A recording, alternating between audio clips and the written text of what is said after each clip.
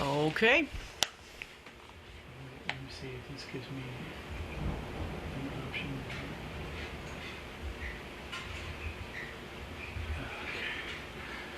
Alright, well, I guess we'll just... Did you already post... You already put on the... Yep, I told everyone just to join on Zoom because the Facebook live stream isn't working. Okay. All right. Alright, I guess Casey will open us with... You want to open us with our official prayer now, Casey? Wait, let me call her real quick. Okay.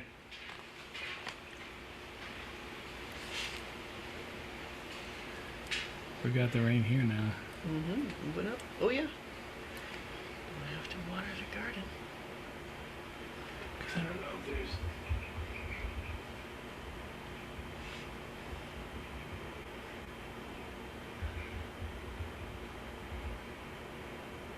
Oh, here we go. Now I can do it. Live on Facebook? Okay. Oh.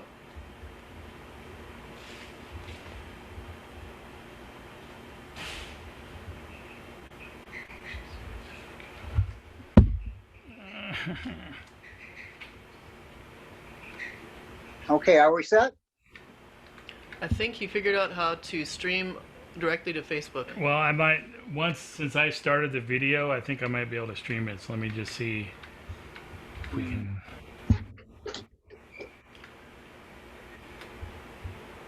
Oh, come on. Hey, puppy. Is it time to go for a walk? Is it raining now? My puppy just came in to join us. All right. Yeah, hey, Mapwa. say hi, Mapwa. Mapwa. He can tell time. He knows it's time to go for a walk right now. Oh. Yeah. You set your clock by him. Yeah.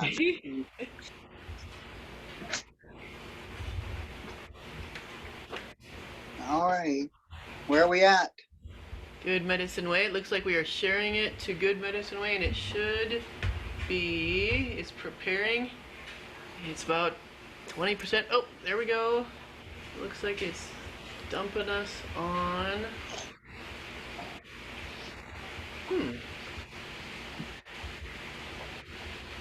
Asking us some questions. I don't know if it is. Connect your live stream to the live epic. Maybe we can opt out. I don't know what that.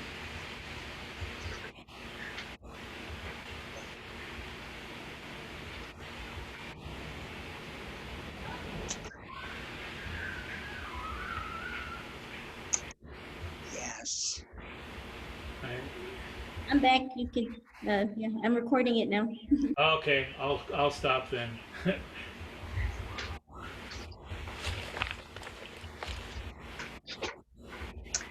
Are we ready? Hey, Rashawn. We are ready. All right. All right. All right. Here we go. Houston, we have taken care of the problem. Hello, everybody. Hello. Father, I know we... we can't be All right. live with you guys, but we What's are going- sorry. This is posted later after our live, after we've done this. But hello, it had just rained. That's why my wipers are on. And so great to see and hear you all. And we have a special presenter today. Casey, can you take it away and pray for us, please? Yes, Father, we thank you for this evening and taking care of our problems that we have with our technology here. We look forward to our guest speaker this evening, Wayne Adekai, and all he has to share with us. A scholar, brilliant guys we got coming up that are sharing and contextualizing in their world, and I look forward to hearing it. So we can give it all to you this evening, Lord, and thank you for all the people that are on, and I hope you're encouraged by his words. I'll give it over to our musical group, the Grovers, to sing us an opening song, and Leah, you're going to introduce him a little more. Amen. All right. We got We Are One, Jonathan Okay. Miracle song.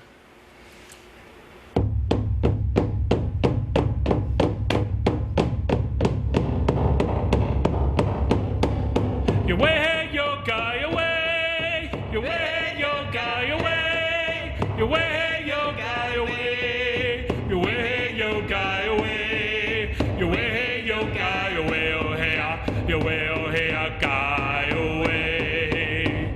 Your way, yo, guy away. Your way, yo, guy away. Your way, yo, guy away. Your way, yo, guy away. Oh, hey, your way, oh, hey, guy away. Creator, we are one. Creator, we are one. We thank you for your son who died upon that tree so we could be made free. So we could be made free. Creator, we are one. We thank you for your son who died upon the tree so we could be made free.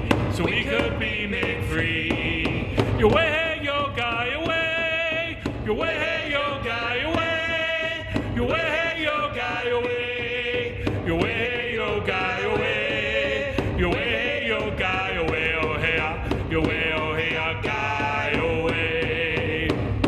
Your way, yo, guy away. Your way, yo, guy away. Your way, yo, guy away. Your way, yo, guy away. Oh, hey, your way, oh, hey, guy away.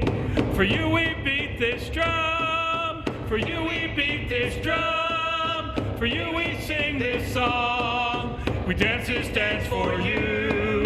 'Cause you are the Holy One. Yes, you are the Holy One. For you we beat this drum. For you we sing this song. We dance this dance for you. 'Cause you are the Holy One. Yes, you are the Holy One. Your way, hey, yo, guy away. Your way, hey, yo, guy away. Your way, hey, yo, guy away. Your way, hey, yo, guy away.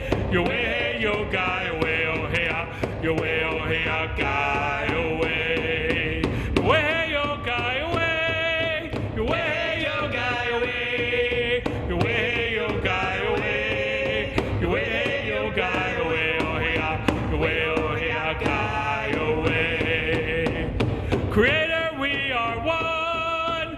Creator, we are one. We thank you for your son who died upon the tree so we could be made free. So we could be made free. Creator, we are one. We thank you for your son who died upon the tree so we could be made free. So we could be made free. Your way, hey, yo, guy away.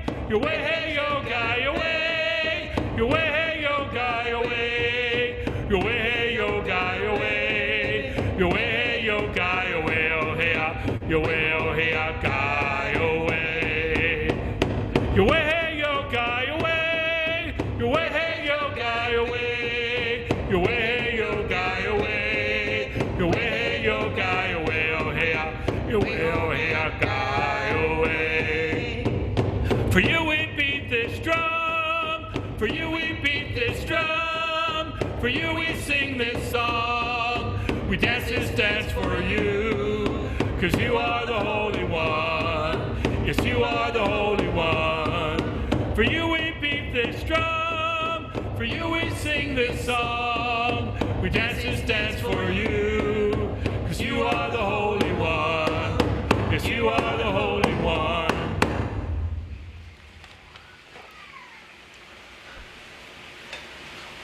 All right, and now Wade M. Adekai, who is a follower of Yeshua Dene, Arizona raised, a photographer, videographer, theologian, and philosopher. He's going to present to us now about Navajo creational cosmology. Thank you, Wade. Hello, everyone. Let's see, let me get situated.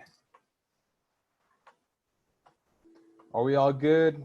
Let me see some Skodans in the chat. So my name is Wade Adekai. I am from Window Rock, Arizona. So first of all, you guys can pray for the Navajo Nation The curve seems to be going up and down. I mean, we seem to have some good word from our president of the Navajo Nation, say that the COVID curve has flattened. However, there seems to be more cases still coming, and people are letting their guard down, and it's pretty big challenge that we're facing still. So just pray that we're persistent and that we keep our enthusiasm up for the safety of our elders and our children. And now being a father, this is a whole new dimension, to worry about somebody else other than myself, and having to, consider my wife and my child in this whole pandemic. But I believe God is going to bless us and, protect us. So just to preempt the whole discussion here, I would like this to be a dialogue and a discussion. Of course, if you guys seen the Nate's presentation that I had, it was very wordy and it was pretty long. I didn't even finish it when it was on Nate's. So if you guys have any questions, feel free to just cut in somewhere, because I don't want us to all be lost. And if you guys are recording this, your questions can help somebody who's watching this later. So I want to be using a lot of big words, and I like to apologize for not having a formal PowerPoint presentation. I've been at work and I wanted to get one in, but I will be sharing my my PDF of the paper that I wrote, and I'll have Leah, would you later have the PDF and just distribute it out to people if they want to read it. So first of all, the presentation that I did for Nate is called The Net Ontology and the Problem with Substance Orientation and an Evaluation of Name, Role, and Function in Indigenous Identity. So let me share that with you guys right now. So we see that it's a pretty lengthy title for the, for what I had. And of course, it was in conversation for community health and well-being and conversations on wholeness. And I want to start with this, the quote from Gary Witherspoon. In the Navajo view of the world, language is not the mirror of reality. Reality is the mirror of language. So first, I want to start by defining ontology. I think that when we enter into a lot of academic circles, they throw around the word without ever explaining it. And there's the academic definition of ontology, but there's always sort of a subjective use of the word ontology when we enter into, something like indigenous identity. What does ontology mean? So when I read Navajo academics talk about ontology, they're talking about more of a preservation of their indigenous identity. So they'll say, well, these are the markers of my identity. This is how I exist and subsist as an indigenous person. But the word ontology, the way I'm going to use it is, how does something exist wholly? Like, how does something exist fully in our reality? So I drew this little thing here, see if you can see it. So this is substance oriented. If you guys can see it, substance oriented. And this is function orientation. So what is substance orientation? Substance orientation is actually what we're used to in the Western world. So tell me, how does this cup exist in front of me? Any guesses? Come on, you guys can turn on your microphone and tell me, how does this exist? You guys got to let me know. How would we know this exists? Because I'm taking your word for it. Because all I can do is see is the video. Ooh, all right, substance orientation, you said C. What else? So C is one of the markers of substance orientation. So visual. something visual. How else? You were holding it. I was touch, right? I can feel it. So touch is another one of these markers. Yeah, and whenever you put it down on the table, I can hear it. You can hear it. So if you were here, you can probably even taste it, right? And so see, touch, hear, taste. What was the fifth? So basically, our senses, right? Our senses. You can smell it, right? So these in the Western world are the markers of how you know something exists. So in other words, the observation of physical concrete components of this thing is what prioritizes you, or is your priority in terms of how you conclude the existence of an object, right? Is this worldview congruent with how Native Americans a long time ago, or even ancient Hebrews, viewed existence? Well, that's where function orientation comes in. Because function orientation, and you'll see this right when you open Genesis. You see that things can be there, but not be created unless it is given a name, role, and function. So when you see God in Genesis enter the scene, he goes upon this primordial water, this formlessness, but it never says that he created it out of nothing. We don't get that thinking until the New Testament. So how did ancient Hebrews view creation? Well, it wasn't substance oriented. They weren't concerned about, where did the water come from? Rather, the creation in the Hebrew worldview was watching this deity and watching this deity provide order and structure to the cosmos by naming things, giving roles to these objects, and giving them functions. So creation in the ancient world is completely different than how we view creation now, right? And I want to evaluate that ontological worldview in light of our indigenous creation stories, because not only Navajos view things in a function-oriented way, but I notice that when I read the cosmologies of other Native Americans, they also share a very similar perspective.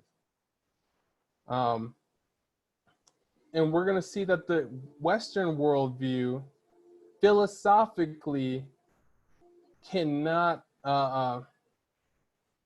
encompass what we see in the Bible and how God communicates through Genesis, because he's talking to a whole different culture here.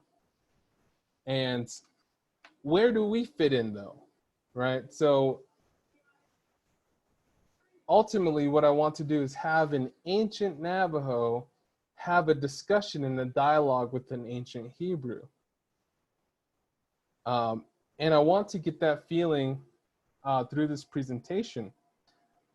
So let me just start with just the opening abstract that I had that I put in for Nate's. Creation is one of the most contested topics. So I'll have you guys read along with me. Here you go. Creation is one of the most contested topics in modern science and philosophy, asking whether physical time and space came into being from a first cause or simply out of nothing. This substance-oriented view of reality has shaped the ontological priority of Western Christianity to be based on a physical, linear understanding of the universe. It has consequently altered our perception of indigenous creation mythology, by undermining creative elements such as pattern, theme, and song as mere cultural devices to express our primitive understanding of reality. Consequently, as Western Christians prioritize substance orientation, they in turn suppress theological knowledge of ancient authors and storytellers that emerge in a worldview wherein metaphysical precepts such as name, role, and function were necessary creative components for existence. In this paper, I will conduct a comparative study of ancient Near Eastern mythology and the Dineh creation story in order to address the ontological limitations of the Western world, as well as draw out important theological assertions from Genesis and Dineh traditions such as the naming process, placing objects in the cosmos, the act of separating entities by function, all of which are to administer order in the cosmos and thus instills order and purpose in our communities. And I'll get to the point later of why that the structure of the cosmos ultimately affects our structure in our community. So before I proceed, does anybody have any questions?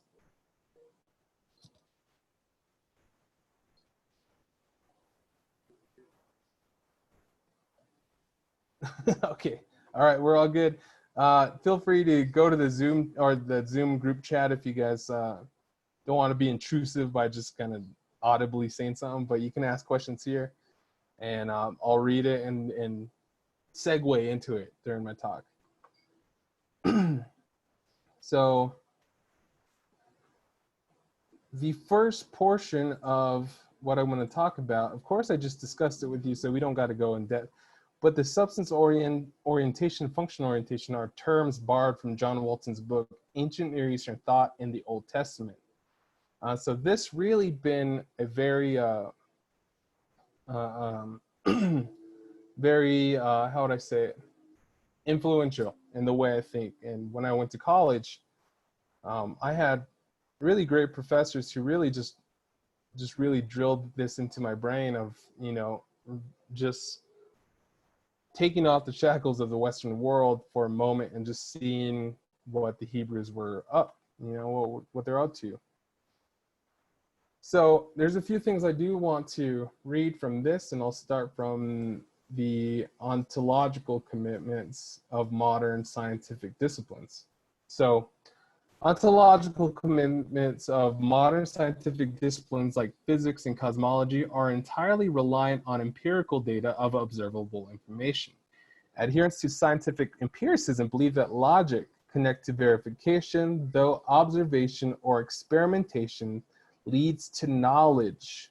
The empirical approach to knowledge consists of reason constrained by physical evidence.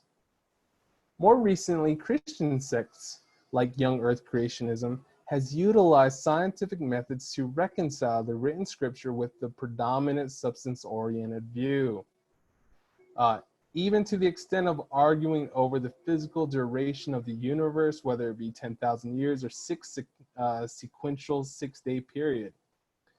The problem is that ancient stories were not written to accommodate the modern or postmodern scientific age.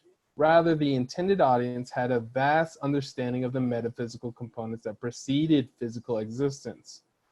So I just want to cover that real quick. So I did have one discussion when I was earlier, and I brought the subjects up to a guy from, what was that? Answers in Genesis. So he came to this native conference, and I was like, you know what, I'm going to talk to him about this stuff. So we talked for like an hour and a half. And the entire time, this guy did not want to even give into any information I was trying to give him. Rather, he said these are fables. These stories are demonic fabrications of the real story, which he says.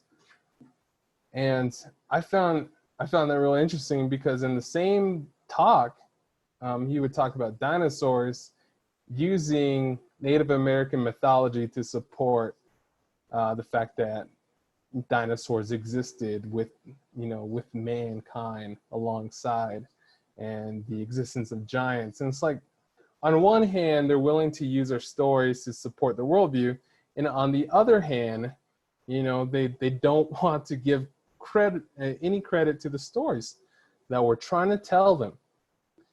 And it was really unfortunate, because at the end of it, I walked away sort of feeling pretty negative about, Christians still sort of have a colonial mindset. Not all young earthers are like that, but this guy was one of the spokespeople for Answers in Genesis. And I'm not trying to like have a crusade against young earthers or anything, but I would like to see these stories for what they are, and do our best to extract truths out of these stories. So let's continue. Oh, and forgot to mention that the priority of Genesis is not to prove a literal 6-day sequence or 10,000 years. Genesis, and I'll talk about this later, was written to a particular people group, and I want to uncover that later in the story. I almost blew one of the good parts of my presentation, but let's go continue, and we'll read along. So the function-oriented worldview to convey the Walton says, in the ancient world, something came into existence when it was separated out of a distinct entity, given a function and given a name. Ancient Near Eastern creation myths predominantly focus on the phenomena of bringing forth other gods through a creator god, or the more intricate process of bringing order out of chaos. These observations are fundamental to an understanding of the underlying cognitive environment. So Tobin, Egyptian historian, writes this: when the Egyptians contemplated the created universe through their myths and rituals, they would have been aware that the world around them was not simply a collection of material things.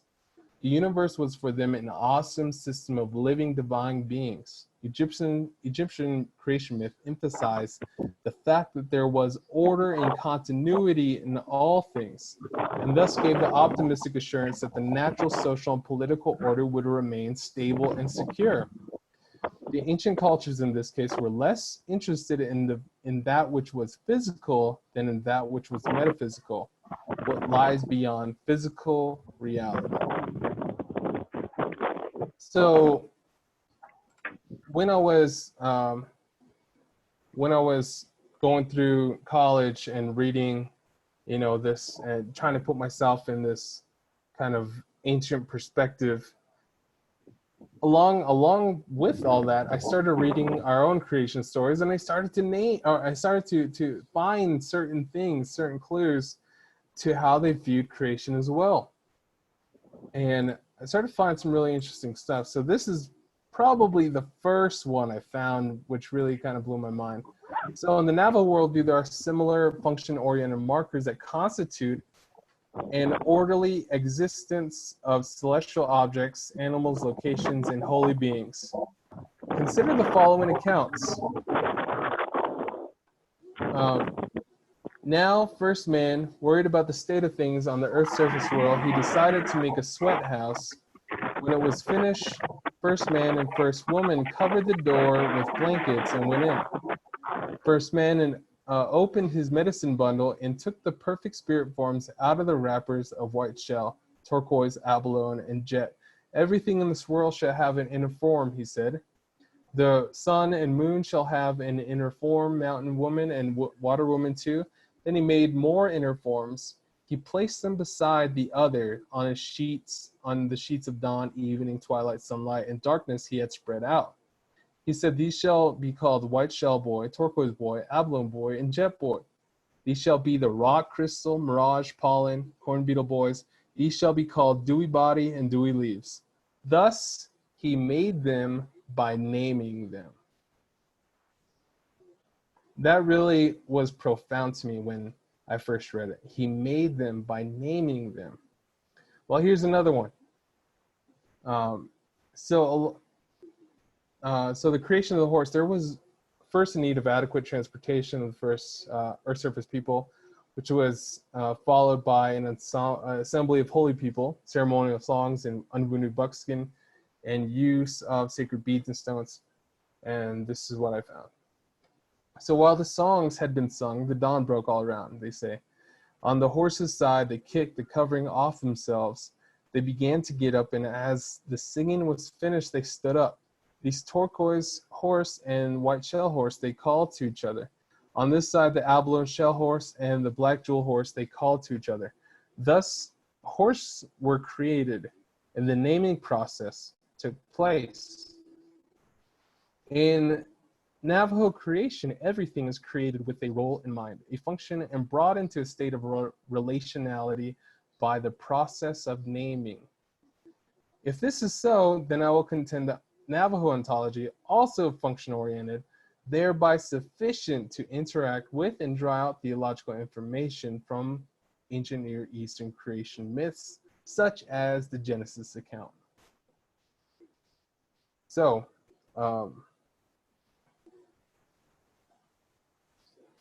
before we proceed, is there anybody with some questions? Anything that you guys would like me to reiterate?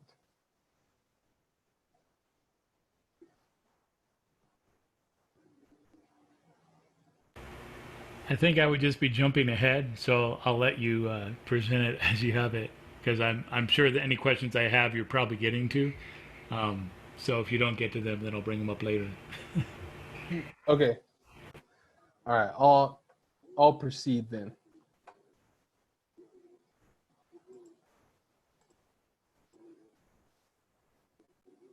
So this next portion is creation as a matter of metaphor.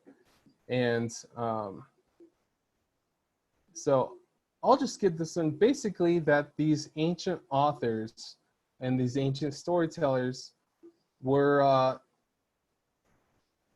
providing metaphors that had that were in reference to particular experiences to the cultural framework, and these microcosms had, were communicating something larger than themselves.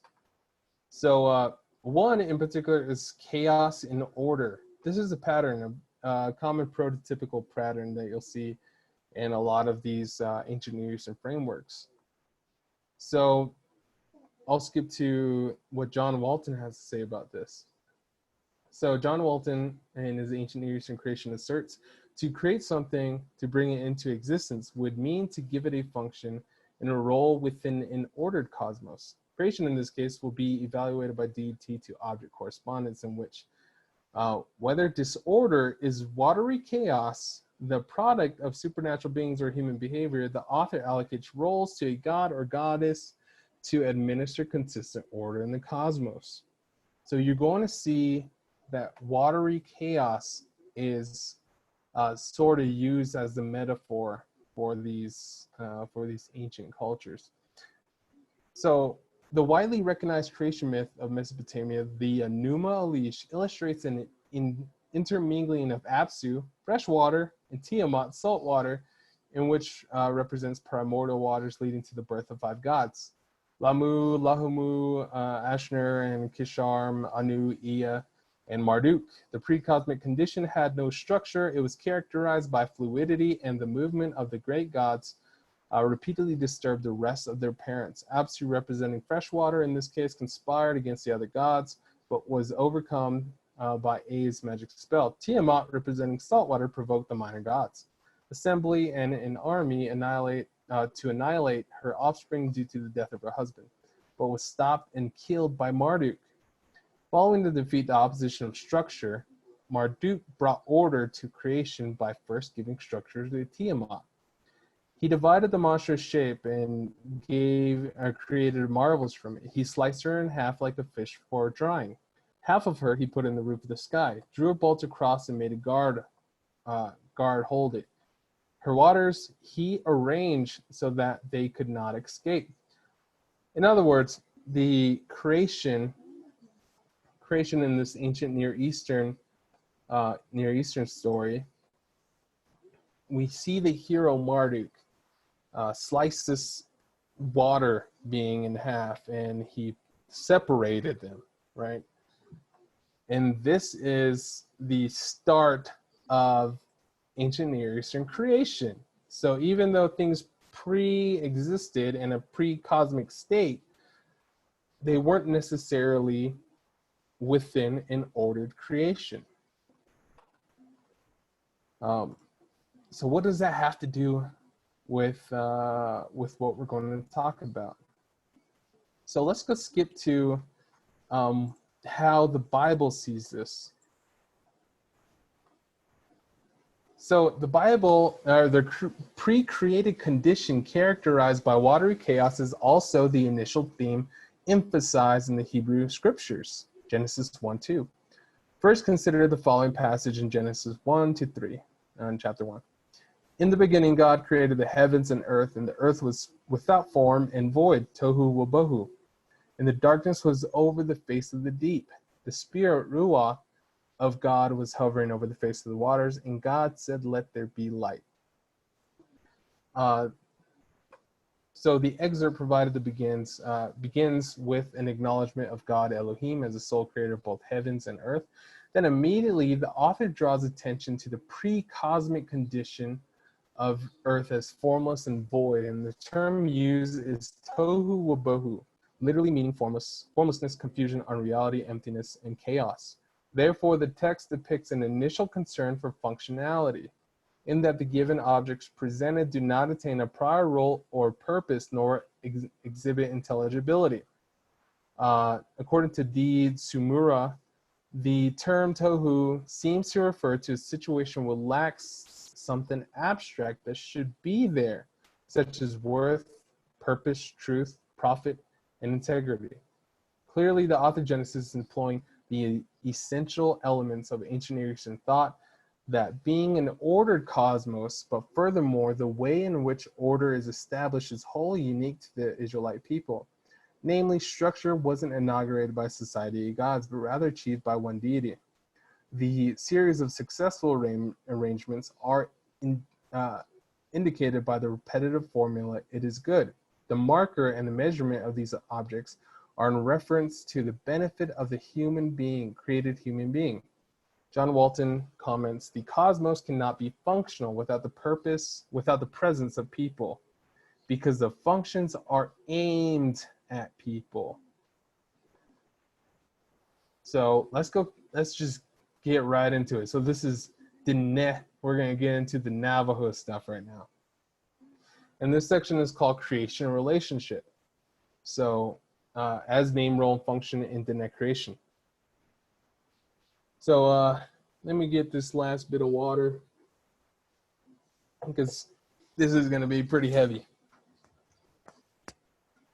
So as mentioned before, the Diné view of reality, there are similar function-oriented markers such as name, role, and function that frame Navajo existence within the four sacred mountains as a province of relational order. I believe the Diné emphasis on cosmological kinship within the contiguous universe can inform the Christian theologian as to the depth of veneration embedded in a beautifully orchestrated creation. Now let us consider the following excerpt from Diné Bahane concerning the creation of the sun and the moon. In the aftermath of Zolbrad's version of the flood story, first man and first woman undergo a creative project to bring light into the newly established or newly inhabited fifth world out of pre-existing material.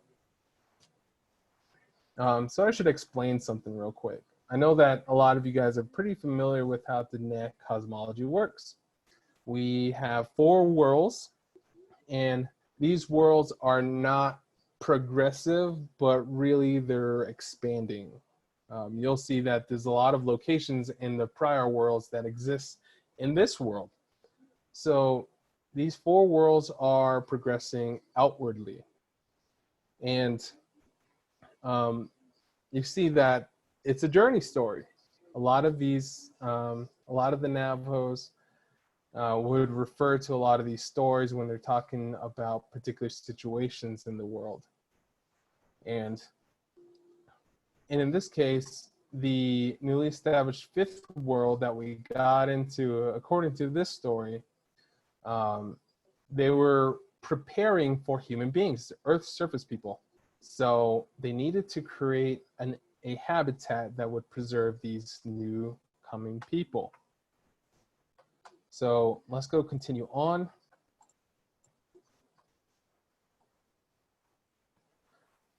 So first man and first woman, they decide to create these objects that would eventually become the sun and the moon. Although the initial configuration of these celestial objects were physically present, the inner form or function has not yet been established. Zolbrod records, now they needed to give life to the sun that they made. And they needed to give it a purpose so that it would serve the Earth's surface people who would eventually be created. Likewise, they needed to give life to the moon they had made, and likewise, they wished to make it useful also. The narrative demands life and purpose prior to the allocation of celestial objects, and thereby necessitates role over physical subsistence. It is also important to note that the role of the sun and moon are in relation to the needs of Nahak and thus are inspired by prior events in which the young man and old man fulfilled the needs of the people in the journey to the fifth world. So they decided to place the sun in the keeping of the young limber man with the shiny hair and rays of light sparkling from his eyes. This was a youth who had spread sacred soil on the ground in the fifth world below. The same young man who had planted 32 reeds in the ground so that the people could escape the flood, making their way up to this world. And they said that henceforth he should be carrier of the sun. Similarly, they placed the moon in the keeping of the gray-haired old man who had appeared with the youth in the world below. This was the man who had brought the soil with the younger man was to scatter. And the people said that henceforth this old man would be carrier of the moon. So I want to explain something real quick, and we can just skip the next paragraph of that. But I found this so interesting that Zolbrod, who wrote the book, has all these notes, but he never points this out. Neither does his informants tell him the significance of why the young man and old man were the people that the sun and moon were going to be formed after. It is agriculturally based. So get this. Making the son out of the young man who, for context, there's this flood that's happening, and the people in the fourth world were, getting really anxious because they didn't know how to make it to the next world. Well, a young man and old man appear, and the young man gets soil that's provided from the older man, and the young man plants the soil or plants the reed in the soil that he spread around, and then the reed grows. So the sun and the moon are in memorial to this event where they were rescued with sacred soil and vegetation. Thus, the role of the sun and the function of the sun is agriculturally based. When first man and first woman created the sun, they created it with purpose in mind for vegetation. So if you look back on your creation stories, you're going to realize everything that was created wasn't just created just to be created. They all had a purpose. It's all connected to a real experience that we're having on this earth. So I found that really interesting because I don't see that in anybody's notes when I read these old stories. Rather, it's just like, they just undergo a creative project and thus the moon. But it's like, no, there's purpose behind all these things. So let's go continue.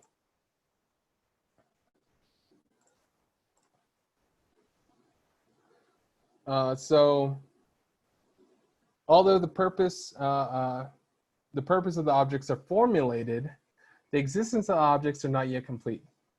Until now, these two men had no names. But now said Altazan, the first woman, Altazin, the first man, the carrier of the sun will be known as Johanne. In the language of the Bilgan, that means the one who rules the day. Now said Altazan, the first woman, Altazin, the first man, the carrier of the moon will be called Tlohane. In the white man's language, that means the one who rules the night. The final creative criterion is the designation of names prior to the inauguration of celestial objects in the cosmos. Now that the sun and moon have shape and purpose, and the giving of a name fully consecrates an orderly existence in the ensemble of functional elements which harmoniously operate to preserve life in the universe. However, ascension does not immediately take place. Rather, a peculiar interaction occurs. Let me highlight this one. Oops.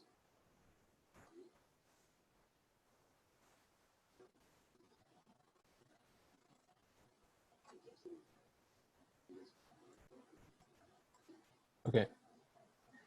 When Johannet the sun and Johannet the moon were ready to depart to begin the work that would always be theirs, people grieved, for everyone had come to love these two. But Altazin, the first man, consoled them, having to say, "Do not mourn for them," he said, "for they will not really be gone from us. You will see Johannet the sun in the sky each day, and on many nights you will see Johannet the moon. Nor is that all. Everyone who dies will eventually be placed in the keeping of these two as fair exchange for the work that done here in this world." Now here goes. There is a relational component in the Dinek cosmological framework that provokes grief and affection between people and the celestial objects. This is by far the most misunderstood ontological property among the Western Christian Church and anthropological sciences, namely, a deep reverence for creation. We do not simply worship inanimate materials in mere idolism, nor revere celestial objects due to a lack of scientific comprehension. Rather, affection and veneration are the result of a methodically ordered universe and her holistic functions. The Diné refer to this condition as Hajon. When Navajos pray on behalf of their family, friends, livestock, land, and well-being, they repeat the expression Hajona Sleep. It is done in beauty, 4 times, ensuring wholeness permeates the inner and outer forms of creation. Purpose and structure is maintained in the universe as it was in the beginning. The Navajo and the Hebrew observe the cosmos and agree, it is good. Tov.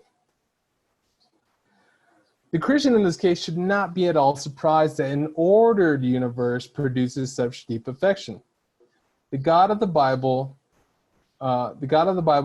we observe in Scripture methodically ordered the cosmos with such profound detail, orchestrating celestial objects, separating light from light, water from water, endlessly nourishing and dressing Mother Earth with vast vegetation, embellishing the heavens with stars in whom he calls each by name, a grand composition of cosmological elements permeated by his glory, all in anticipation for the crown of his creation, humankind, earth, surface people.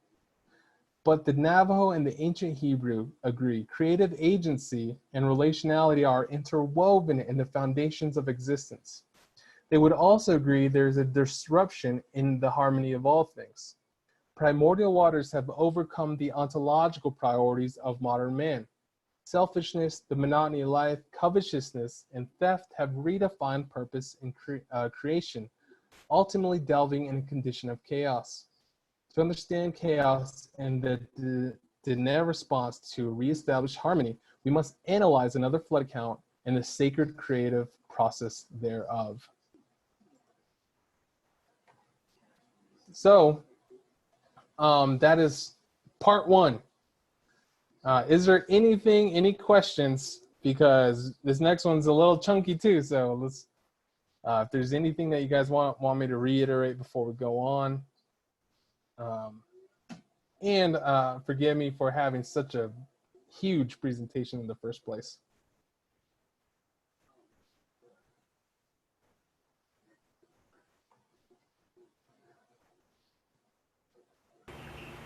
thought it was interesting how you were bringing out how creation, like how the relationships between everything is what gives them their function and their purpose, and that's what gives them their being. So like when things were existing in chaos, all the things were there, but they weren't anything yet because they didn't have any function or being. And as you talked about earlier, a lot of the kind of Eurocentric colonial understanding is all this kind of like empirical, science-based kinds of thing, where we're more focused on the thing and the space it occupies rather than how we interact with it. And man, I had a question, but I got lost in it. But anyway, just if you could fill that out a little bit for people who aren't as familiar with like thinking in a relational way, because I think for those who are raised kind of in like American Canadian culture, that we tend to go to that scientific way of thinking, and just I don't know if there's particular points that are important before we move on. Mm-hmm. So during modernity, Jean-Paul Sartre said, or he had the phrase, existence precedes essence. And I think since then, that sort of kind of just bulldozed its way into the minds of Western people.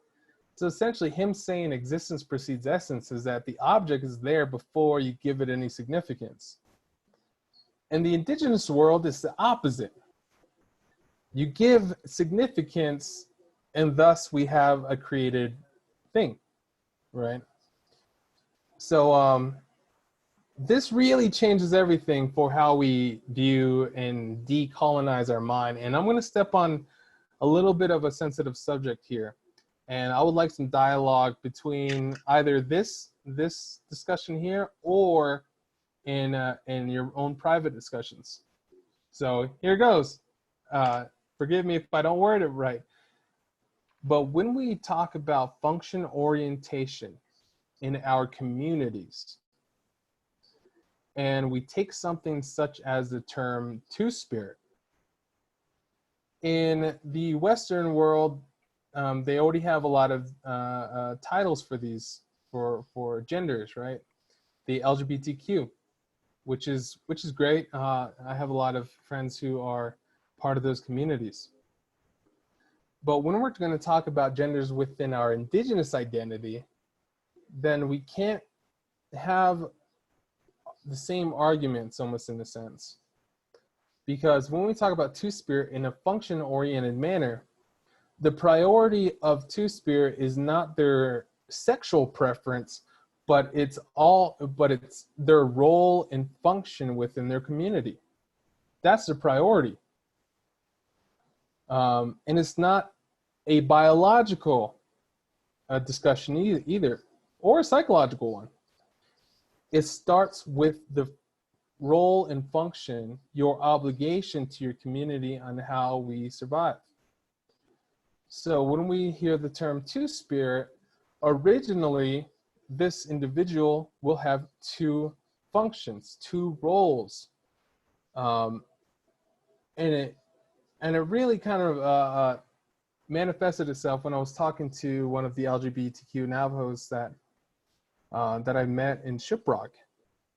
And, you know, just watching his lifestyle, he would go outside with grandpa and his dad, and he would work all day doing what they do outside. And then he would come in, and instead of taking a break or anything, he would go to his mother and his sisters, and he would cook with them, he would laugh with them, and he would also be very nurturing to the kids. So he, in this sort of two-spirit function-oriented way, he understood that he had two responsibilities, and that was his priority. So it really changes the way we're going to talk about gender, the way we talk about cosmology, the way we talk about our identities. And a really kind of, it might be even controversial when we start bringing up blood quantum, because the Western world has said you are indigenous because of your blood, which is what? Substance oriented. There's scientific evidence that you are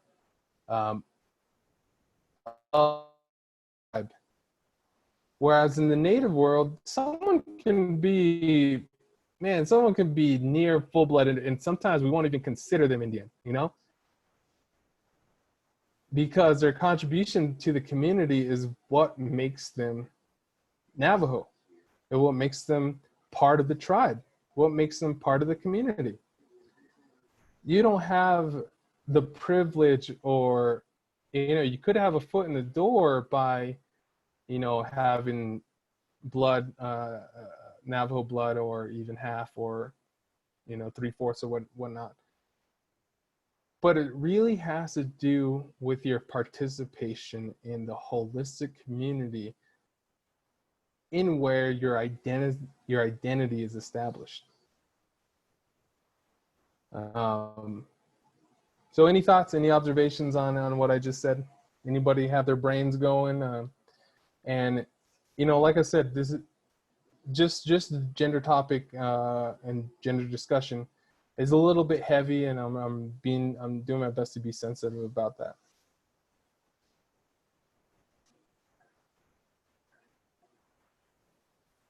I had similar teachings with the two-spirited, and so through my learning, it's how Western, I guess if you want to say, Western society changes the perspective of, like you're saying, like, so as a woman, I have roles and responsibilities. Has nothing to do about necessarily the sex, and males have roles and responsibilities. And so some of those traditional teachings is that we're born and we each have a role and a purpose within our community. And so with the two-spirit is that, you know, whether they take a role, you know, if somebody's husband dies, so then they step in and they fill that need within that, you know, with that family unit, or, you know. And so it's interesting how it gets skewed in a more sexualized way, as opposed to just looking at the role of that person. And so I appreciate you making that comment, because those teachings are slowly, I think, are being uncovered, but also it's just that balance between Western society and their dominant viewpoints in changing how some of our traditional teachings, how we've been taught, and we need to kind of stand firm in those teachings. And yeah, so I just thank you. You know, I think it's because when we're in the Western world, we're seeing gender in regard to a social status or political status.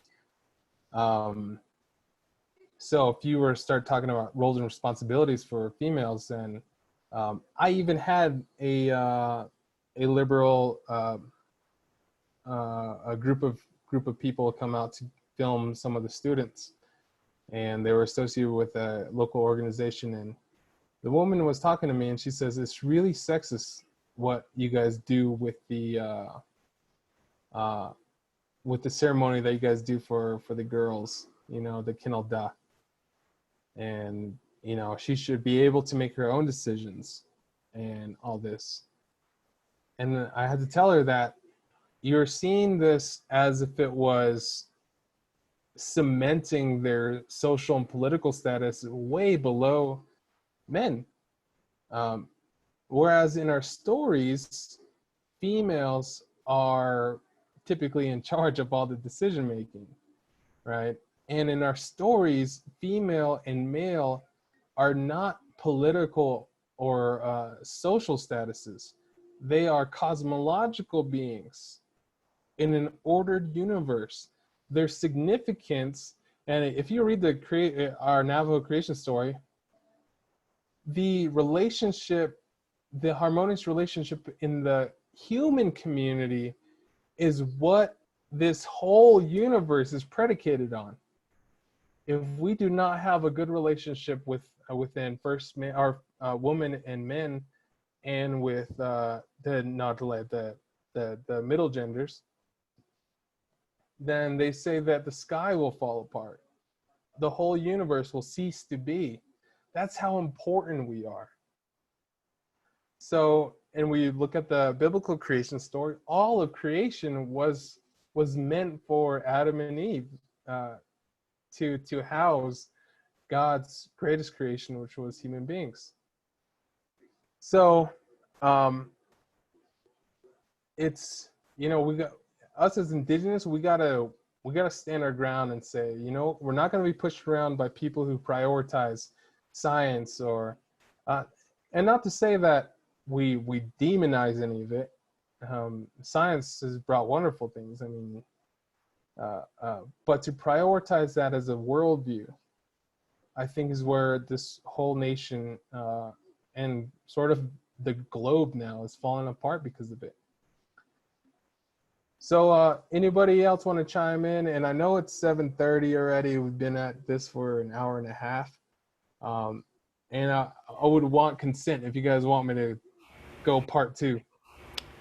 I think that sounds good. Is that all right with everyone? I mean, people can leave if they have to, but and we'll record it. But my quick question was, I've heard that there's a Navajo belief that each person has like a masculine and feminine side. How does that tie into what you're saying? Oh yeah.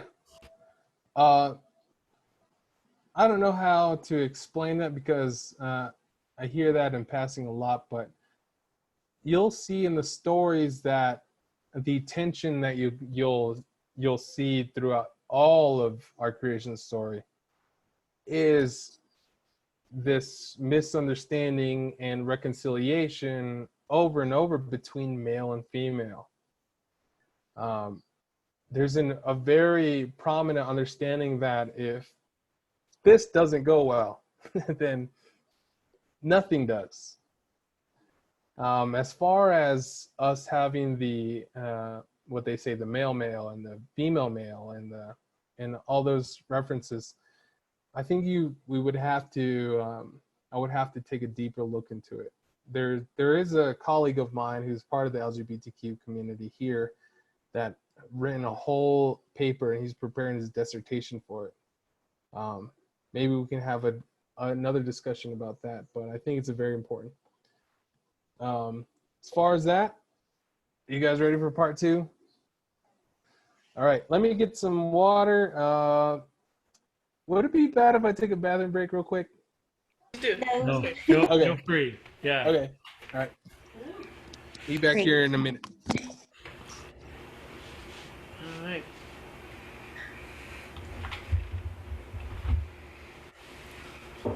While he's on break, I can announce this. Today's offering is going to be given to Wade electronically, however we can do that. Because we have a PayPal account and a Venmo account, and I'm pretty sure he has a couple of those too. So I can send the links through the chat since we're not on Facebook Live. All right. Thanks. Hi, everyone. As you know, I was been driving around town, Albuquerque. We do this thing called Pray and Drive. Or I go last week, if you watched the video last week, we went up to the Sandia Mountains and did a quick prayer up there. We started from the church and we went to the Sandia Mountains. Today I drove up to University of New Mexico and also Central New Mexico as a little quick prayer. I started back at the church and now I'm back at the church. So if you need prayer, you can hit me up personally on the chat, or even just if you want everyone to be understanding your prayer, you can put on a petition on the chat too. So love you guys all. Enjoy the rest of the talk, and I am too. And hope we can have good understandings of how God is working through this. Oh, All right. Well, give me a chance. I have a announcement. Many of you that know me know that last night I posted an article that Fuller Seminary's Fuller Focus magazine did on me, and I put it on my Facebook. I sent it to Leah to put on the Good Medicine Way. It really gives several folks that have responded said it. I really show my vulnerability. I really talk in there about some deep things that really guided me on my walk towards contextual ministry and the reason why. So I wanted to share that with everyone. Take a look at it because there is a link that'll take you to the magazine itself. And then you can read other articles in there. But I have that article, and I also have a small, what's called a sidebar on what's called place. And I called it Place Displaced. And it has to do with how natives have gone through a lot of relocation and being displaced from their land, but also always connecting to the land no matter where they end up. So I wanted to share that with everyone. There's some very nice pictures in it that they sent a photographer to Albuquerque to do some pictures. And they really came out really well. Goodly presented. So I just wanted to share that with everyone.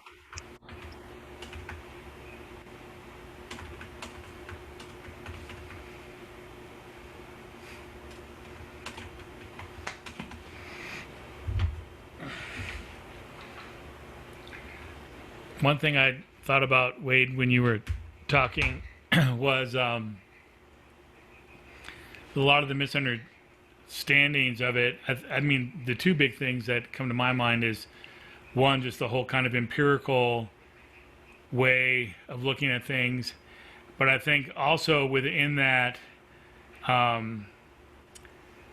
that American culture and kind of coming out of Eurocentric kind of culture is very hierarchical based, and from my understanding of things, it seems like in most indigenous cultures and in Dene culture that the relationships aren't necessarily about hierarchy. Like there's not this person's in charge. Like this is this person's responsibility, and this is this person's responsibility, and here's where they overlap, and here's how they interact with each other. Where I think the emphasis in a lot of Eurocentric stuff is like who's in charge, who gets to call the shots. And I think even with what you were talking about with like two-spirited individuals and those kinds of issues, that one, I think our culture in America has become just like so sex-oriented that everything frames on about how you have sex, and like somehow like that's like this pinnacle thing. But then it's also about hierarchy, and then I think that's really that sex in itself in American culture has really gotten twisted into this thing about dominance and control rather than about relationship. So I don't know, when you were talking about everything, that was kind of brewing in the back of my head of like this really just kind of really sad illness that our society has because we don't understand the kinds of things that you're talking about here in your presentation. So anyway, I just wanted to toss that out there. Okay, so keep this word in mind. Dominion. So it's not necessarily part of my presentation, but we'll talk about that word because God does something really great with it. Can I share something before you get started? Yeah. Yes, I wanted to point out that being married to a Navajo, we had 4 daughters and we have a son, and we have made it a point to have them learn who they are in both dimensions. And it has really brought a community between my Michigan world and my Navajo Nation world. The contextual part of this is that my girls have all gone through Kenata ceremony, and that rite of passage has solidified who they are in the Navajo world and has brought a good balance to their life, knowing that they can be Navajo and they are believers in Jesus Christ. And that balance, that hojo that they carry in their selves is paramount to the way they live their life. And my son as well, he has going through Potawatomi rites of passage ceremonies as a young man, and all of those are to bring balance in their lives so that they can connect with the community at a deeper level than what people may see from the outside. So just some things that I shared that I brought, there is chaos, and if you don't do these ceremonies and connect with the nature, with the person, with the community, there can be a lot of dysfunction. I think when today's world, so many Native Navajo women are not doing the Kenata ceremony, and there's a lack of understanding who they are as females and growing into a woman. So there's many dimensions that I contextualize within our own family. So just wanted to share that with you, Wade. Oh man, Casey, you're hitting right on the spot, man. So I think you'll enjoy this next part. So let's go continue, and let's go talk about the flood, decreation, recreation, coyote as an agent of order. So we're gonna have to challenge, and people who view this and hear me talk in the future, coyote's typically seen as a character that's synonymous with Satan. So they'll use a lot of Satan references to talk about coyote. But in this case, we're gonna see what coyote does in a particular instance.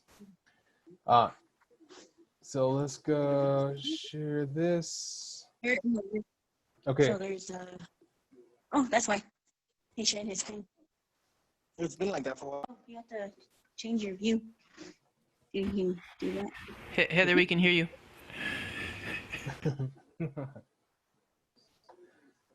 All right. So in the following account, coyote has a peculiar approach to counter the condition of chaos. Namely, he performs a sacred offering. In the prior account, the storyteller was concerned with the creation of the newly inhabited fifth world. And as far as the receding of the flood, coyote simply tosses the water buffalo baby back into the flood. Whereas the following excerpt in Navajo Indian myths, the storyteller expounds on the process by which coyote reinstilled order in the world. Let us set the stage for the sacred offering.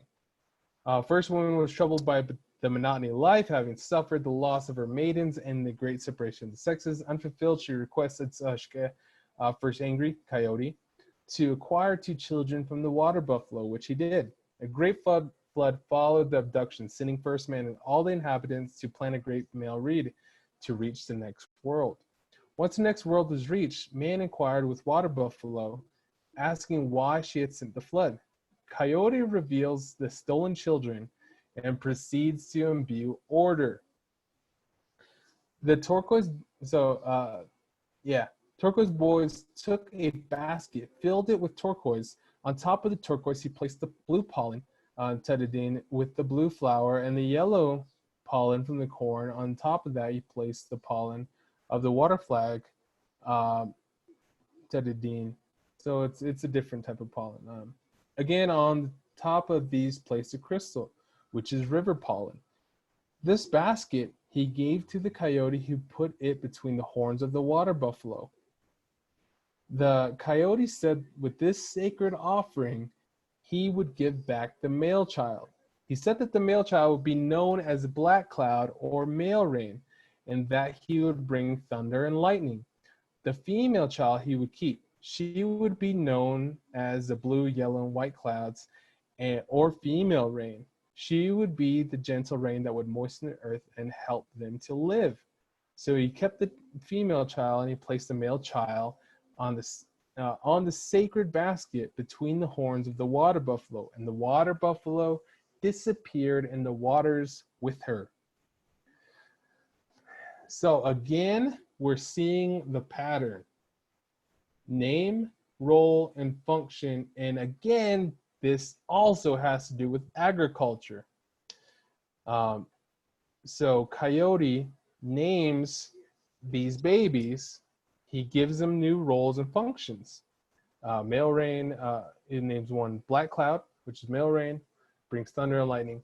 And the female, she'll be known as blue, yellow, and white clouds, or female rain. And they would moisten the earth to help them live. So Coyote does something really crazy in this, and I never noticed it until I actually started studying really hard for the Nate's presentation. So let's go continue. Coyote as a cosmological creature was present in the beginning of creation. The very first statement made by its Adekai, upon meeting first man, first woman, and great coyote formed in the water, he asserted, "You believe that you were the first persons. You are mistaken. I was living when you were formed." In other words, he witnessed the process of creation firsthand. Very briefly, let's examine the formation of first man, first woman. The first world, was black as wool. It had four corners, and over these appeared four clouds. These four clouds contained within themselves the elements of the first world. They were in the color black, white, blue, and yellow. Black cloud represented the female being substance. As for a child sleeps when she's being nursed, so life slept in darkness of the female being. The white cloud represented the male being or substance. He was the dawn, the light awakens of the first world. The first thing to note is the gender representations of the black cloud and white cloud are reversed in naming the water buffalo babies. So in other words, let's see if we can get this. So creation of the first man, first man, first woman, black cloud represented female substance and white cloud represented male substance. When Coyote gets involved in naming the babies, black cloud is now the male substance and white cloud is now the female substance. So Coyote remembers what happened in the beginning and he starts to reverse creation. So let's go continue. The first thing to know is the gender representation of the black cloud and white cloud are reversed in naming of the water buffalo babies. Second, the role and function of black cloud and white cloud are redefined. The white cloud is no longer the light that awakens the first world. It is now female rain or harvest rain that replenishes the earth. Black cloud is no longer solely for the function of providing a period of slumber, but is now defined by alarming thunder and lightning. Interestingly, creation in the Navajo account, the naming process is also a reference to agriculture. So let's go see the clouds now. So next, the formation occurs in the interaction of primordial clouds. In the east, at the place where black cloud and white cloud met, first man was formed, and with him formed the white corn, perfect in shape, and with kernels covering the whole ear. Donut in it is the name of the first seed corn, and is also the name of the place where black cloud and white cloud met. Now, on the western side of the first world, in the place that later was to become the land of sunset, there appeared blue cloud, and opposite appeared yellow cloud. There they came together, first woman was formed, and with her the yellow corn. The ear corn was also perfect. The first woman there, white shell, came to white shell, and turquoise the yucca. The occurrence to consider in the formation of first man and first woman is the convergence of primordial clouds. Upon the intersection of clouds, creation ensues with cosmic potential to provoke a variety of conditions. Adekai, first angry, recalls a pre-cosmic demonstration of formation and begins to reverse the ritual to decreate chaos, while simultaneously reestablishing order by name, role, and function. First, names the babies. Next, prescribes new roles and functions, then divides the clouds and places a black cloud in a basket as a sacred offering, and thereby subdues the primordial waters. So as he's seen first man, first woman be created by the convergence of clouds, he names the water buffalo babies black cloud and white cloud and separates them and gives black cloud back to the water monster. He reverses the order of creation, which is absolutely crazy because nobody notices it. The guy who recorded the story didn't notice it. His informants don't tell him.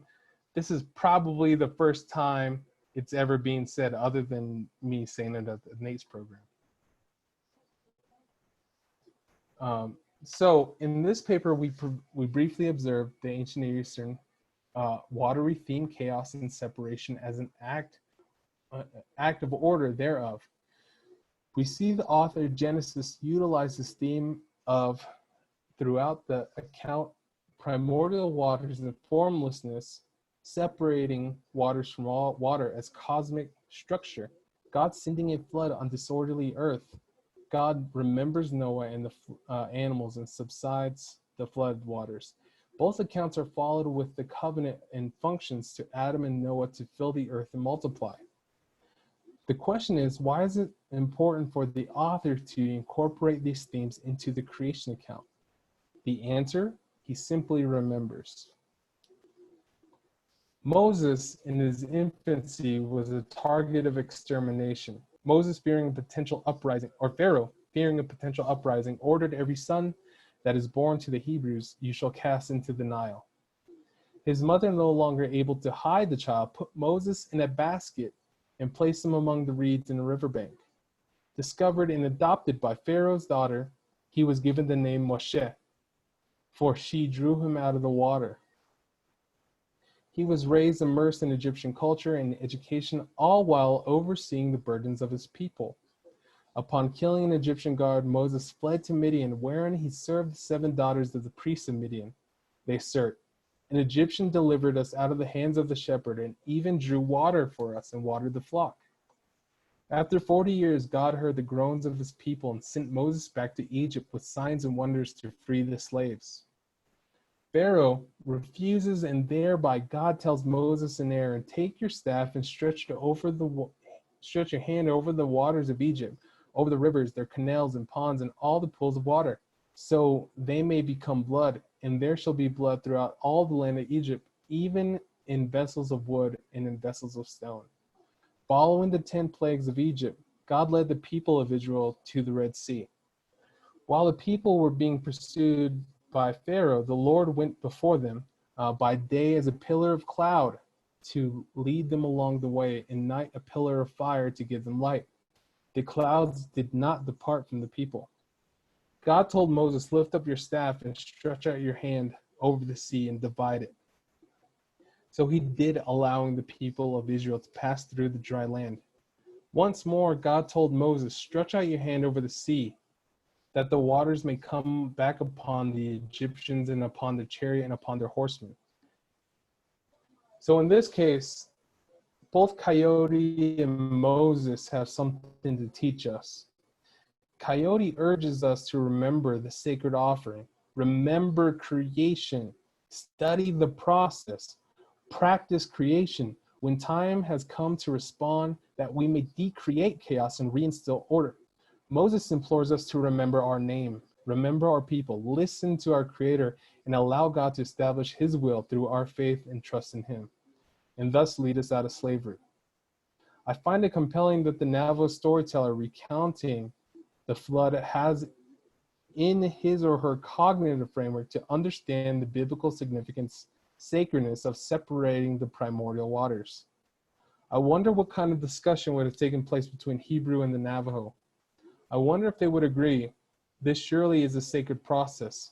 Whomever has the power over the waters has the power to restore harmony in the universe.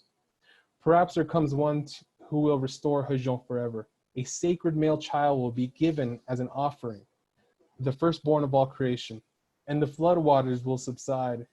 And when he speaks, nature will respond. The storms will obey. The mountains will move. The skies will proclaim the work of his hands. He will recreate us. He will give us a new name, a new inner form, to walk his path and carry out his purpose. We will dwell in the land he gave our ancestors. We will be his people, and he will be our God. Surely, as there was a great light in the east signaling the flood in the fourth world, there will be a great light signaling the coming of the first man, who will take us to the next world, the spirit world. So here's my personal reflection on primordial waters. At a young age, I was intrigued by the Diné flood story. So much so, I would jokingly ask my Navajo language teachers, when will we journey to the next world? I'm getting tired of this one. One of the teachers gladly replied, plan to read first, and we'll make our way. Maturing in age, I began to notice floodwaters swelling all around me. Glimpses of relationships, homes, communities living peacefully until the waters ever increasing, taking each person away into primordial chaos. Alcohol floods the bellies of our fathers. Diabetes flood the bloodstreams of our mothers. Depression flood the minds of our brothers. Anxiety and fear flood the hearts of our sisters. And now with the recent virus, primordial waters flood the lungs of our elders. Chaos has pervaded our well-being and disjointed us from community. An ancient condition of disorder contextualizes itself in the modern age. People are disconnected from God, the earth, and one another. What shall we do? How shall we respond? The question we must ask ourselves right now is, how do we view our creation stories?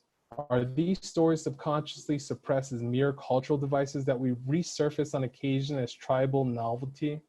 Or do we internalize these stories as a current spiritual reality addressing the conditions that we are currently facing? If you wish to restore harmony in your community, return to creation. If you wish to ground your identity, return to creation. If you wish to divide the waters that have overcome their loved ones, return to creation. If you wish to be free, return to creation. If this order is perpetual, then the process of creation must be relentless. Return to the stories. Remember when God had brought you out of Egypt. Remember when the flood waters subsided. Remember when you were able to feel dry land again. I wish someday to turn to my Navajo language teacher and say, I have studied well. I now know what to do. A reed has been planted. Gather the people. Let's go home. In conclusion, the underlying motive of creation in the ancient Near East and the Diné worldview is reasoning derived from observing an ordered universe and allocating certain roles and functions to maintain structure. I first drew contrast to the material ontology of our modern understanding of the universe and perspective of ancient Near Eastern authors and Navajo storytellers who had the primary interest in metaphysical underpinnings that are common to the ancient world and are employed to communicate theological knowledge of the author to the audience.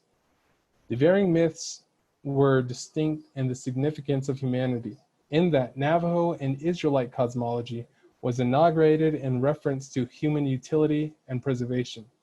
Lastly, I explored the theme of watery chaos and how both Moses and Coyote had methods of restoring order in the world by means of remembering the process of creation. I hope and pray that everyone who reads and understands the intent of this study will have full confidence that in this methodically ordered universe, every problem you identify, whether it's in community, in our land, or within our hearts, God has placed an answer within our reach. Sometimes we yearn for financial assistance, a means of education, status in society, etc. But these are mere distractions. Close your eyes, take a breath, remember God, see his wonderful creation, and understand he has given you all that you need to complete his will. and bring order into this world. Now lift your hand over the waters and divide it.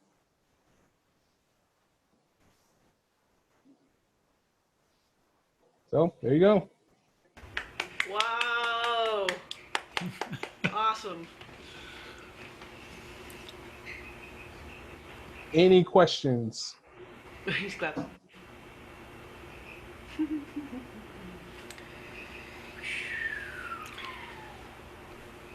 I really liked how you brought in if we have a proper understanding of creation, if we have a proper understanding of where we came from, then that can enlighten us for the action that we need to take now. I'll have to kind of mull around that a little bit more, but that definitely like hit me pretty strong.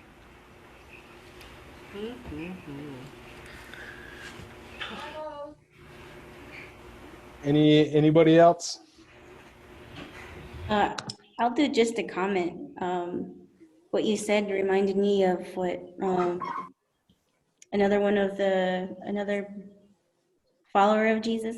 I don't know if you've ever met her, but she's part of the InterVarsity Christian Fellowship in Hawaii, and her message is a little bit similar than yours.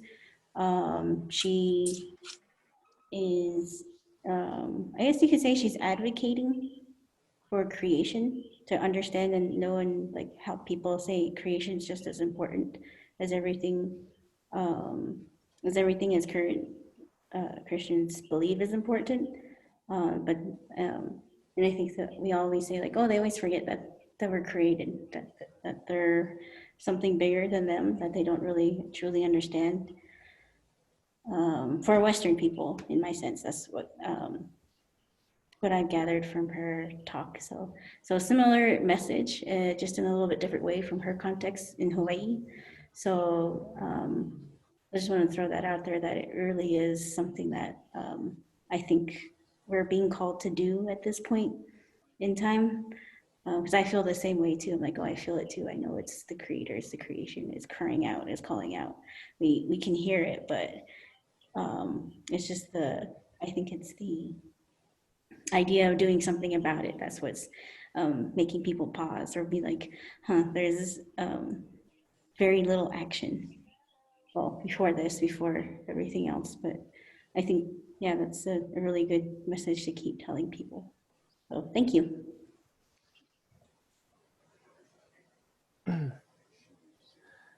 Anybody have any questions for me to reiterate anything?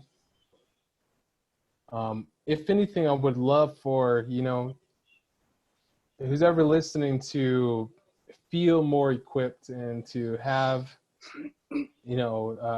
a little bit more foundation to know that you can explore your indigeneity with confidence, and that the answers are already there. And that's hard for me to even say, because man, we have COVID happening here in the Navajo Nation. We have suicide and depression here in the Navajo Nation, and it's like, what are our social workers are doing? What are our evangelists doing? What's the next thing that can help us? But I think God is saying, do you even remember the beginning? Is it in your heart? Because that's where it starts. And here's the thing about an ordered cosmos. I told the story with the Nate's crowd. I was walking with my grandfather. I was about to come home back to Window Rock, and he lives in Monument Valley. And I asked him, do you need anything? Do you need me to do anything for you before I leave? And he says, yes, follow me. And he takes me to a goat corral. And the goats had little babies. And he says, the nursery needs to be extended. So we're going to build this portion of the corral. And I was, being all westernized, I was thinking, okay, cool. So we're gonna go, go to town and get material or something. Go somewhere else to go get what we need to build this corral. Instead, he tells me to follow him, and we walk together. And he takes me around his property, and he keeps pointing at objects for me to grab. And come to find out that he was telling me to grab the fence. These objects that I thought were just random things started to take the form of a fence that he can use.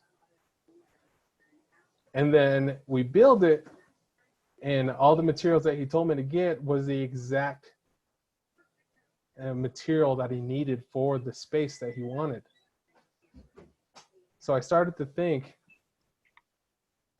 that in his Navajo worldview, if this is an ordered universe, then the answer to my problem is already here. It's already here. And when we look at Moses asked God, what if they don't believe me? What if they don't believe me that you're going to rescue the people? And all this doubt just floods Moses.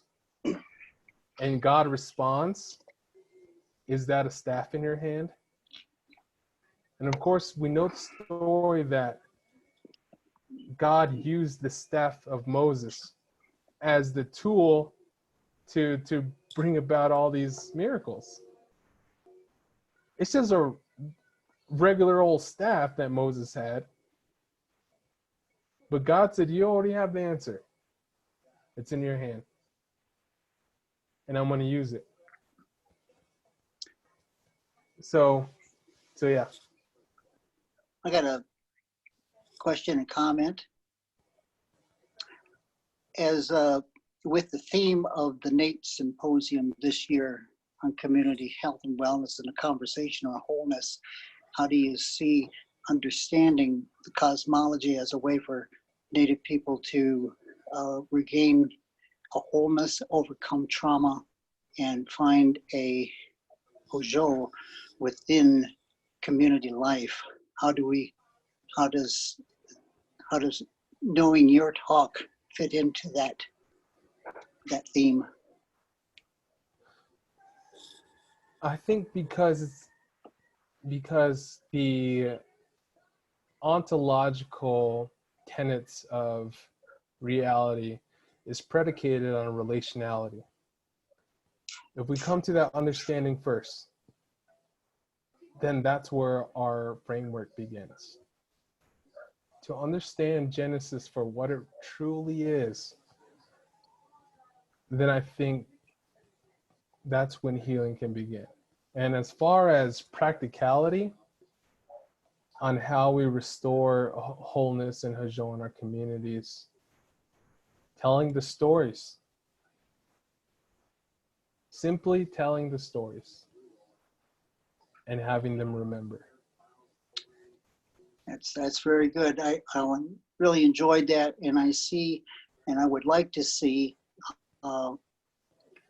something like this in other communities as they explored their creation stories and other stories that were created out of some seed of spiritual reality of God in the beginning, that each community, different tribes, as they analyze their stories deep like you did here, they need to also be a starting point as well towards wholeness. I agree. Yes. I want to thank you very much for your presentation, and leading this group here in Albuquerque. We're honored to have you share in that and being a part of the NEATS community. I've been part of this community now for 20 years and watched it grow from just a few friends having some ideas to being the fruition of having these amazing symposiums that bring out talent like yourselves and sharing your scholarship with us. I know that it's very deep for the common folk to understand, and the words kind of get lost. But I encourage you to find a way to, how do you present this to the person in the pew?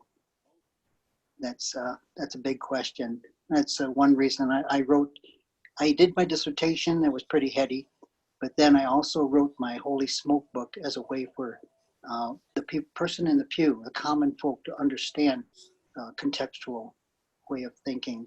I think if you pursue that and think, how would you present this to people that do not have an academic background like some of us do, and others, and also coming from a very conservative background where the Bible's the Bible, and don't tell me any different kind of thing, in finding that balance. Good job. Good Thank job, you, sir. Casey. That means a lot. Anybody else? All right. Well, if there's no other comments here, and if there are, maybe we can shoot them over to you, and maybe you can respond to them individually. I think we have the technology to do that. Okay. People may have questions, but they may not feel like this is the place, or I don't feel ready to comment. But I think encourage those listening to write down your comments, send them to Leah, and then we can pass them on to Wade to give you some feedback. And in the future, we would like to have you on site as normality comes back and we are able to meet again here in Albuquerque. We'd like to invite you to come and be a part of our group here in Albuquerque. Thanks. I would like one to Brian brought up. I would probably just want to end it on this dominion. I think we're dealing with this in the Western world right now. Yes. I just want to reiterate something about dominion. So domination, dominion, and taking ownership over creation. I remember in the Nate's chat, someone wrote on somebody else's presentation, how do we use other language to talk about, our relationship to creation? And, one of the words that's brought up, of course, in our conversations is dominion. God gave dominion to Adam and Eve for creation. And I just want to reiterate that Genesis was written to slaves. Genesis was written to slaves who lived in the midst of Egyptian imperialism. And if they had any context of what authority and dominion was, it was Pharaoh. So why does God use this word? I believe God is decolonizing their own understanding of what dominion means and what domination means, what authority means. It is not what Pharaoh was, where he had complete control over all resources and he can do what he wants. But he uses that word in Genesis because he's telling you this is what real dominion looks like. This is what real authority looks like. Simply tending to creation. Your responsibility. This is what godly dominion looks like. So, yes. I just wanted to say that and leave you guys with that. Yeah, no, that's awesome, because that totally reflects back to, when Jesus walked the earth, that he said, the greatest among you will be the servant of all. So he reiterates that same concept, that authority is responsibility in our relationships and serving one another. So yeah, that's, man, those arcs and those threads through everything is really awesome. If I could just chime in I wanted to say thanks for the presentation. This is the second time I heard it. So, I heard it on Nate's last week? It's an interesting comparison. I do contextualized music group, and we're moving into more, hopefully, theology. But most of them just want to talk about music or contextualization. And we have different men. A lot of men are coming now, and different. Every time we meet, it's like a different group of men again. So there definitely is a growing. There's a seed that's been planted, and the message is going out that you can be indigenous and a Christian at the same time, and it's encouraging. And they're doing like my friend Pastor Daniel Smiley. He's Navajo, and he dances with the Hamas now. He actually gets to go into the kiva, and every feast day he gets to be with his relatives there at Hamas, and they actually ask him to preach sometimes in the kiva even. So God is doing something. God is, Yes. keep it up. He is moving. He is changing the way we think about salvation, about creationism, and about how, why and what our purpose is here. So thanks for your message there. And as far as, you mentioned the kiva, that would be super controversial in this area, to have a Christian contextualize Christianity to the point of, hanging out with some of our Pueblo brothers in the kiva. And I just want to say this is, there's a difference between contextualization and syncretism. And I know that the evangelicals are really anxious about us dipping our toes into this stuff because of syncretism. But in the ancient world, the difference between contextualizing and syncretism was that syncretism is you're combining religions to serve yourself. Contextualizing is taking what is most genuine to you to serve God. That's the difference. So if you start to have conviction in your heart about, am I doing this for me and serving me? Or am I doing this genuinely out of my heart to serve Christ? That's something that I think we should all question ourselves sometimes. And it'll safely guide us as we start to integrate ourselves with our communities. I really, really love that. And I really love how you are able to interpret the idea between different genders and different ideas of genders. But one of the biggest things that came into mind during this pandemic is like a rainbow itself is the purest light, is a broken up of the purest light of white light. When you take white light and pour it through, or the sun itself, and put it into a prism, it'll break up into a rainbow. So why can't people understand that pure white light of Jesus will break into a rainbow, and making us understand that he's shining his love down onto the Pride community. And he can also do that with the Native people, and show that to Native people, and show that we have been having a strong connection to have a close connection to him. So it's really great to have you here and have you share your words and share what God has been able to do.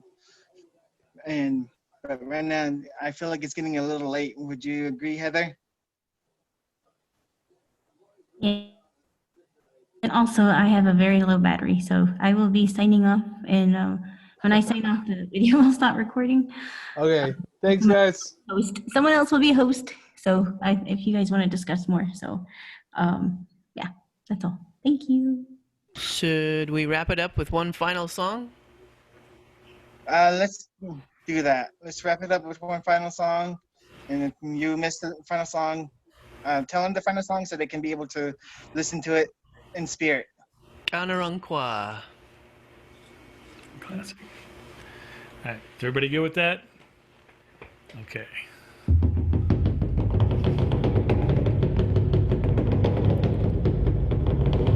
Yes, sir. Garanqua. Yes, sir. Garanqua.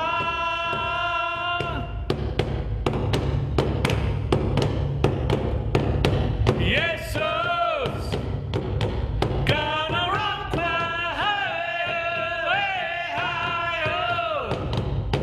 Yes, sir.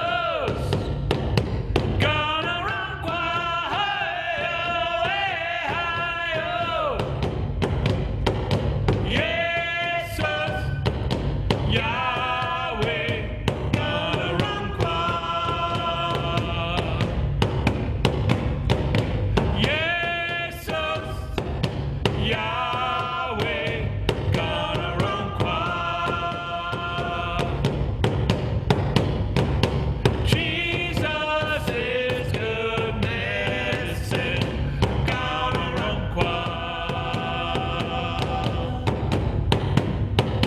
Jesus is good medicine.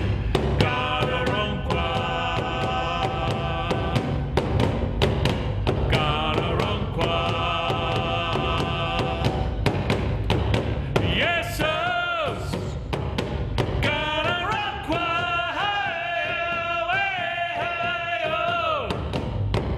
Yes, sir.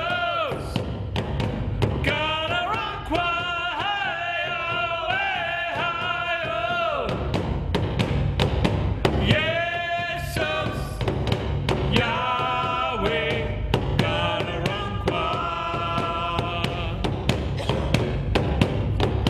yes, sir. Yahweh,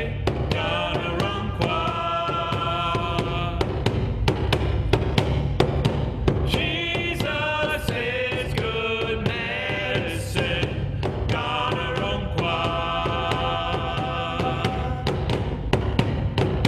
Jesus is good medicine.